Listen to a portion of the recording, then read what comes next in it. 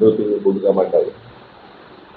आज अकोला महानगर पालिका के चुनाव तमाम अकोला वालों ने देखे और उसमें एक बात सिद्ध हो गई कि भारतीय जनता पार्टी ने जिस तरह पैसों का व्यवहार करके एक एक उम्मीदवार को 3-3 करोड़ रुपए देकर खरीदा गया और लोग बिक भी गए, तो आने वाली जनता इनको माफ़ नहीं करने वाली, क्योंकि लोगों ने अपनी समस्याओं के लिए उन्होंने चुन के दिए थे अकोले का आप टैक्स कम करेंगे, इसलिए भारतीय जनता पार्टी छोड़कर राष्ट्रवादी तुतारी को वोट दिया था और कांग्रेस पार्टी ने अलायंस के अंदर उनको अपने सामने कैंडिडेट नहीं खड़ा करे, इसलिए कि हम उनको चुना के आना चाहते थे, लेकिन वो चुनकर आए भारतीय जनता पार्टी के उम्मीदवारों के सामने और भारतीय जनता पार्टी को वोट दिया। वो भारतीय जनता पार्टी जिसने नाम छुपाकर महापौर के चुनाव लड़ी और राष्ट्रवादी पार्टी के शरद पवार तुतारी के जो नगर सेवक है उन्होंने मुंह छुपा के वोट दिए और एमआईएम ने यहाँ पे गाली खाकर तटस्थ हुई, तो आज तो हाउस के अंदर ही उनकी इतनी बेइज्जती हुई। और हम जो चुनाव लड़ रहे थे, हम तीनों चारों मिलकर, मैं सबसे पहले वंचित अघाड़ी के राष्ट्रीय अध्यक्ष एडवोकेट प्रकाश जी अंबेडकर का शुक्रिया अदा करूंगा, साथ में नितिन बापू देशमुख शिवसेना से उनके शहर अध्यक्ष, उनका शुक्रिया अदा करूंगा और मेरे प्रदेश कांग्रेस कमेटी के अध्यक्ष बंटी सपकाल साहब, उनका शुक्रिया अदा करूंगा कि उन्होंने हमको खुली छूट दी, साथ में लड़ने का हमको मौका मिला। अंबेडकर साहब से लड़ते लड़ते हमको बहुत चीज़ें सीखने को मिली कि आखिरी तक लड़ो, विपक्ष के सामने मत झुको, और हम नहीं झुके।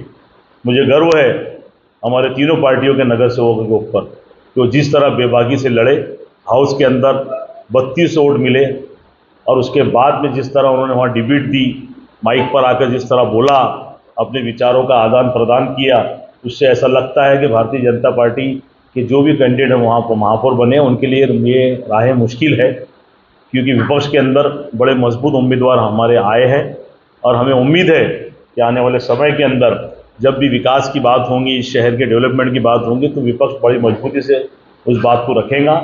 और सबसे बड़ी बात तो हम अगर चुन के आते तो हमने पहले से कहा कि हम पहली मीटिंग के अंदर अकोले का टैक्स 50% करेंगे और घंटा गाड़ी का पैसा आपसे वसूलने जाएगा और डेली आपको पानी मिलेगा और अच्छी शिक्षा और अच्छी स्वास्थ्य मिलेगा।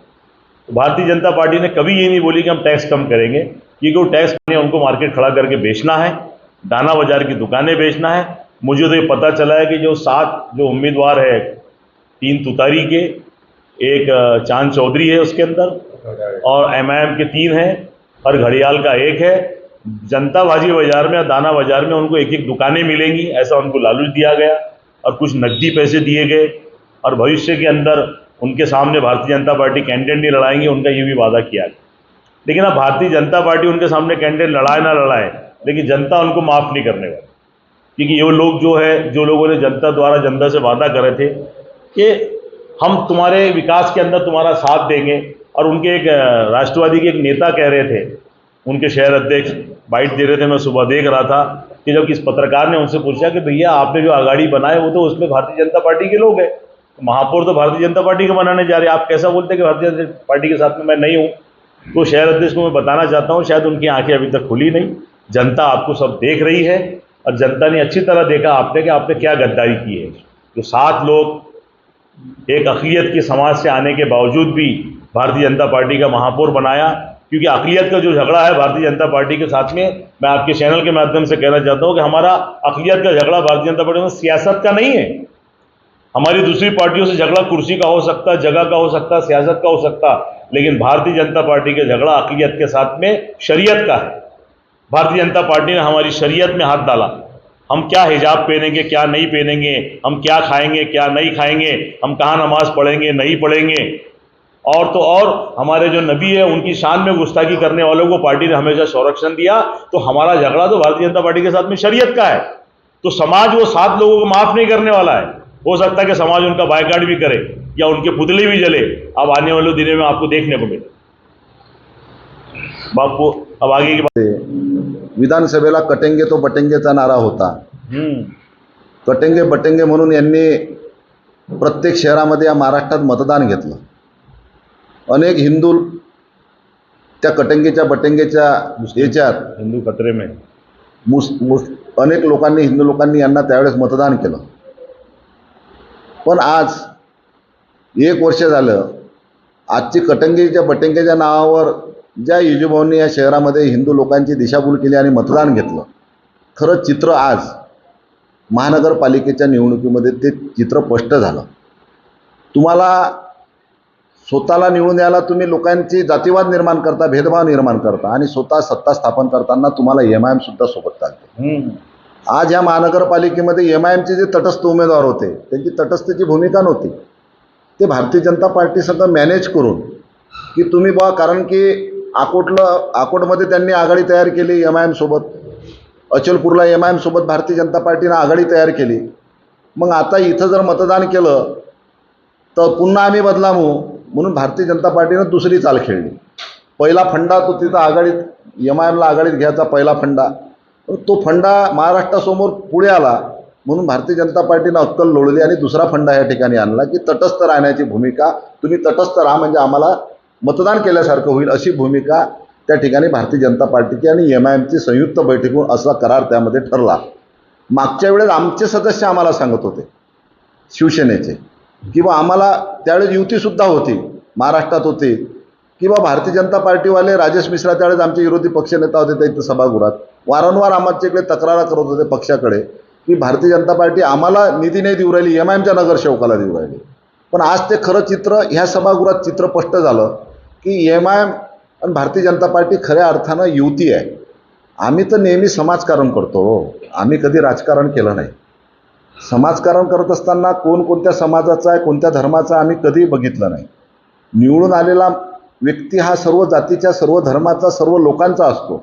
आम्ही समाजकारण करणार आहे. आम्ही सगळ्या समाजाला, मग हिंदू असू द्या, मुस्लिम असू द्या, दलित असू द्या, सर्व घटकांना घेऊन चालणार आहे आम्ही. राजकारण करणारे तुम्ही आहात. मग आज राजकारण करणारे तुम्ही असताना तुम्ही तर समाजकारणाची भूमिका कधी घेतली नाही, तुमचं राजकारण आहे. मग राजकारण असताना ज्या लोकांना तुम्ही कटंगे बटंगे म्हटलं त्या लोकांचे 7 मतं घेऊन आज महानगरपालिकेमध्ये तुम्ही सत्ता स्थापन केली. 7 मतं घेऊन मला सांगा, खरा जर भारतीय जनता पार्टीचं खरं हिंदुत्व असतं तर ते विरोधी पक्षामध्ये बसले असते, पण ह्या 7 लोकांच्या भरोशावर त्यांनी ह्या ठिकाणी सत्ता स्थापन केली नसती. आमच्यासोबतही मुस्लिम लोक होते, असं नाही आहे, आम्ही असं म्हणत नाही, पण आमचं असं नाही. आमचं सर्व धर्म समभाव सगळ्यांना घेऊन चालणारं आमचं हिंदुत्व आहे. सर्व जातीच्या धर्माच्या लोकांना घेऊन चालणारं हिंदुत्व आहे. तुमचं हिंदुत्व कोणतं होतं? तुमचं तर कटेंगे बटेंगे होते. मग तुमचं हिंदुत्व कुठं गेलं? 7 मुस्लिमांच्या पाठीवर तुम्ही भरोशावर इथं सत्ता कशी स्थापन केली? तुम्हाला तर दुसरं कोणी चालत नव्हतं. ह्याच ठिकाणी उद्या आमचा महापौर झाला असता तर कदाचित यांनी उलटे आरोप केले असते आमच्यावर. मग अकोटला MIM संघ बसले, ह्या ठिकाणी MIM बसले. खरी आमची जीत हे झाली, खरा आमचा विजय हे झाला की आज भारतीय जनता पार्टीचा महापौर न म्हणता महायुतीचा महापौर, ह्या स्थानिक आमदाराला महायुतीचा महापौर म्हणून या ठिकाणी घोषित करावं लागलं. पण त्यांना कदाचित कल्पना नसेल, महाराष्ट्राच्या महायुतीमध्ये तुतारी नाही आहे.